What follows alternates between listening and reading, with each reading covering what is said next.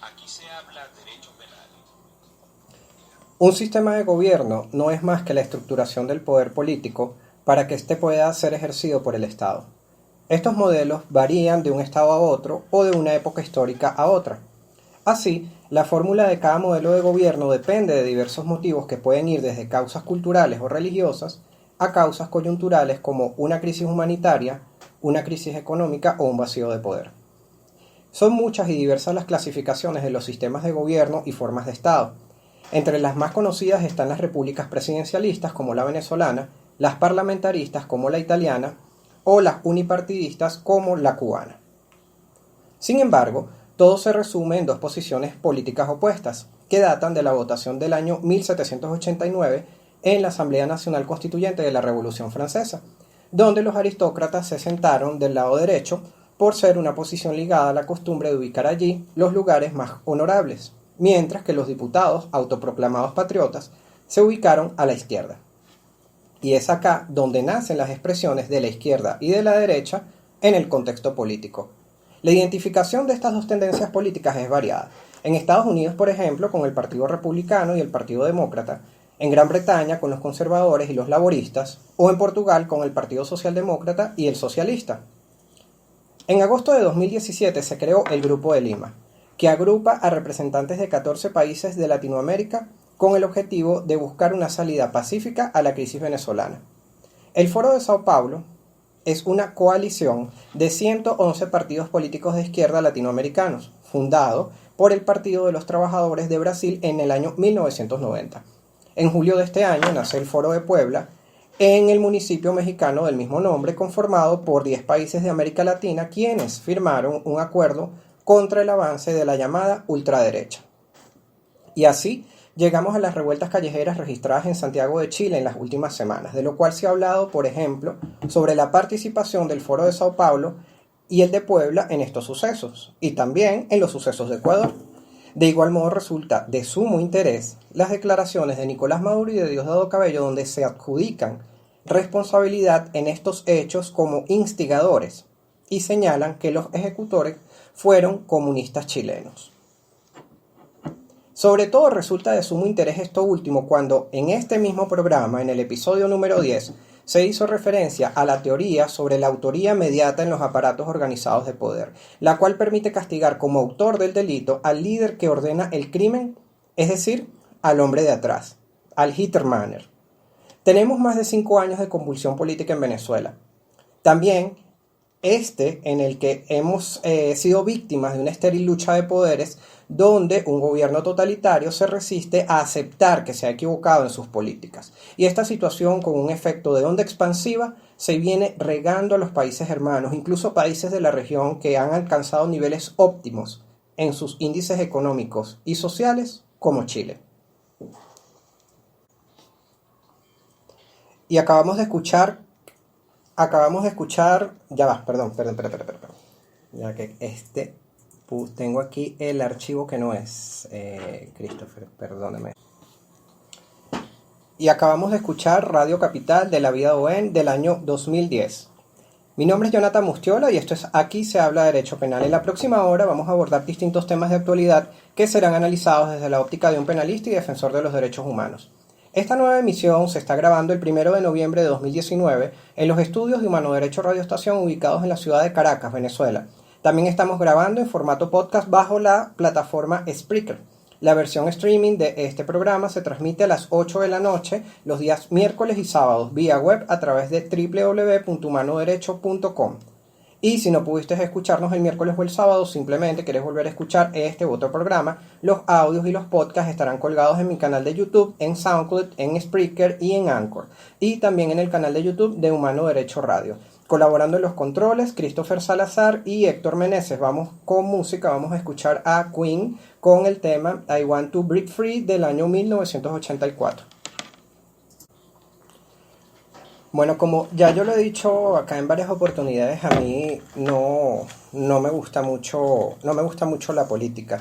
Me parece que la política todo lo daña a su paso y no suele resolver mucho en la mayoría de los casos, sobre todo cuando veo a diario, sobre todo acá en Venezuela, que hay más politiqueros que políticos reales. Sin embargo, bueno, considero necesario hablar un poco sobre la convulsión política que se está dando actualmente acá en América Latina, los acontecimientos que, bueno, van desde lo que ha pasado en México, en Perú, en Colombia, en Ecuador, en Chile y lo más reciente en Argentina. Vamos a hablar un poco acá sobre el Grupo de Lima, el Foro de Sao Paulo, el Foro de Puebla, los izquierdistas, los derechistas, los demócratas, los republicanos, los blancos, los rojos, los de centro izquierda, los de centro derecha. Yo voy a tratar de hacer mi mejor esfuerzo para tratar estos temas y ser lo más explícito y didáctico posible con ustedes, porque en definitiva, pues, aunque no nos guste, tenemos que estar informados sobre esto.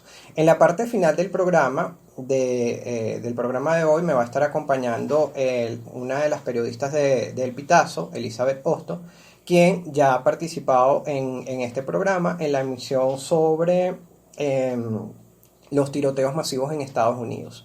Pero bueno, sin más, vamos a entrar en materia. Vamos con un pequeño glosario, un rápido glosario de términos para entrar de lleno en materia. La izquierda. La izquierda es el concepto político que tiene como punto central la defensa de la igualdad social, el cambio político y social. La derecha se guía más por un orden social y jerarquías. La propiedad privada, están basados en una economía de libre competencia. Los republicanos o el republicanismo es una ideología, una teoría política que basa su modelo de gobierno conservador a través de la república como concepto opuesto a la monarquía. Sus fundamentos están en el derecho y la ley como expresión de la voluntad soberana del pueblo. Los demócratas, junto a los republicanos, son los dos partidos políticos más grandes y más importantes en los Estados Unidos. Los demócratas apoyan una plataforma social liberal, también de justicia social, profesan una filosofía de liberalismo por la igualdad social, el apoyo a las minorías como las comunidades LGBT, los afroamericanos. Yo siempre digo que una de las maneras más sencillas de entender lo que significa, por lo menos en el contexto de los Estados Unidos, los republicanos y los demócratas, es viendo Los Simpsons. En Los Simpsons te lo explican, pero de una manera, pero como va mucha chiste de kinder, ¿no? La socialdemocracia es una ideología política que busca establecer un socialismo democrático, promover una justicia social en el marco de una economía capitalista y una democracia representativa. El socialcristianismo es una corriente política también cuyos principios vienen del socialismo y del cristianismo o enseñanzas de Jesucristo. Yo les debo confesar que yo no entendí mucho de qué viene el socialcristianismo, pero ¿por qué lo incluí? Porque el socialcristianismo es una de las corrientes políticas más importantes en Alemania y bueno, y acá en Venezuela también tenemos un partido político que es el COPEI, que es un partido de tendencia social cristiana. El socialismo es una doctrina política, económica, propugna la propiedad y administración de los medios de producción por parte de la clase trabajadora. Y el comunismo, por su parte, es también una doctrina política y económica donde no existe el concepto de propiedad privada ni diferencia de clase. Los medios de producción están en manos del Estado, quien los distribuye de manera equitativa según las necesidades. China también se considera, al igual que Cuba, como aquí pasa algo con el tema del socialismo y el comunismo. Cuando yo empecé a investigar sobre estos temas, entonces yo buscaba países que son socialistas. Entonces me decía China, Vietnam, Laos. Entonces Laos es socialista, pero con una economía de mercado, por ejemplo, que no es propia de un régimen socialista. Y buscas comunismo y te trae los mismos países, ¿no? Entonces, Cuba, por ejemplo, es una cosa ahí como de doble moral medio extraña, porque Cuba dice que es un estado socialista. Sin embargo, a su vez, Cuba es unipartidista. Y el único partido que está autorizado legalmente a funcionar en Cuba es el Partido Comunista. Pero ellos son socialistas. Entonces es una cosa ahí una dualidad ahí medio sospechosa. Que el capitalismo, por su parte, es el sistema económico y social basado en la propiedad privada de los medios de producción y la asignación de las riquezas a través del mecanismo del mercado. El presidencialismo, como el que en papel tenemos acá en Venezuela, son los sistemas donde un presidente es la cabeza activa de la rama ejecutiva del gobierno. El parlamentarismo es un sistema en el cual el primer ministro es el jefe activo del poder ejecutivo del gobierno, también es el líder del poder legislativo. El parlamentarismo se presenta en la mayoría de los países de Europa, por ejemplo. El unipartidismo era el que estaba mencionando ahorita que existe en Cuba, que son estados en los que un partido político único tiene todo el poder del gobierno, o estados en que la estructura del partido es a la vez la estructura del gobierno y no permiten la creación de otros partidos políticos. Después tenemos el totalitarismo y la dictadura, que cualquier parecido con la realidad nuestra pues es pura coincidencia. No es pura coincidencia. El totalitarismo es un régimen político ejercido por una sola persona o un solo partido político, impidiendo la intervención de otros y controlando todos los aspectos de la vida del Estado. La dictadura es un régimen político en el que una sola persona gobierna con poder total y sin limitación alguna, con la facultad de promulgar y modificar leyes a su voluntad. Vamos con música, vamos a escuchar a los Fabulosos Cadillacs con una versión en vivo de Calaveras y Diablitos del año 1997. Bueno, vamos entonces ya de lleno a hablar un poquito de los acontecimientos políticos que últimamente han acontecido acá en América Latina. Vamos a empezar por México. Yo creo que pudiéramos decir que México fue el país que de alguna manera empezó a tambalearse un poco en el tema político, a excepción de Venezuela, que nosotros venimos tambaleándonos en ese tema hace unos cuantos años. Recordemos que a finales de 2018 es elegido como presidente Andrés Manuel López Obrador, a quien muchos lo asocian por sus políticas al fallecido presidente Hugo Chávez. Después tenemos Perú. Recordemos que a principios del mes de octubre el presidente de Perú, Martín Vizcarra, disuelve el Congreso de su país, que recordemos también que está ocupado en su mayoría por fujimoristas. Eso debido a unas facultades que le concede la Constitución peruana. El hecho es que hoy el 87% de los peruanos apoya esta decisión de Vizcarra de haber disuelto el Congreso, y no olvidemos también que esto sucede en paralelo a unos hechos aislados de xenofobia contra los venezolanos, también registrados para principios del mes de octubre. Recordemos que incluso hubo algunas intervenciones de parte de algunos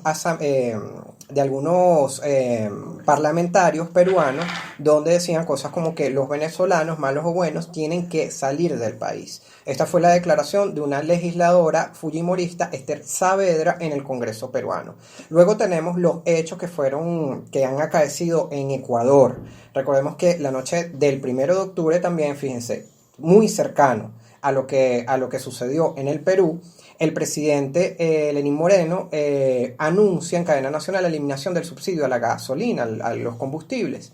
Y la Confederación de Nacionalidades Indígenas del Ecuador inician unas protestas en el Ecuador y, por supuesto, exigiendo que se elimine esta política del gobierno.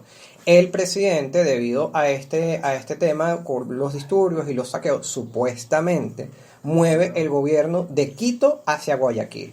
Justo en ese interín sale el expresidente del Ecuador, Rafael Correa, diciendo por redes sociales que se convoque a elecciones presidenciales y que, de ser necesario, él sería uno de los candidatos a la presidencia del Ecuador. Pareciera que todo lo que se ha venido fraguando de manera en este contexto, inclusive desde el encuentro del Foro de Sao Paulo en Caracas, que si mal no recuerdo creo que fue entre julio y agosto de este año, en conjunto con distintos actores afines al movimiento de Correa, por ejemplo, quienes le manejaban a ellos la propaganda durante su gobierno, que actualmente están siendo perseguidos, son prófugos de la justicia ecuatoriana y supuestamente residen acá en Caracas, en asociación con la gente del PSUV, con el G2 cubano, tienen que ver con todo esto que ha sucedido en el Ecuador, y no tengo dudas de que también tendrán de alguna manera la mano metida en lo que está pasando en Chile. Recordemos también que durante esos días, cuando estaban intensas las protestas en el Ecuador,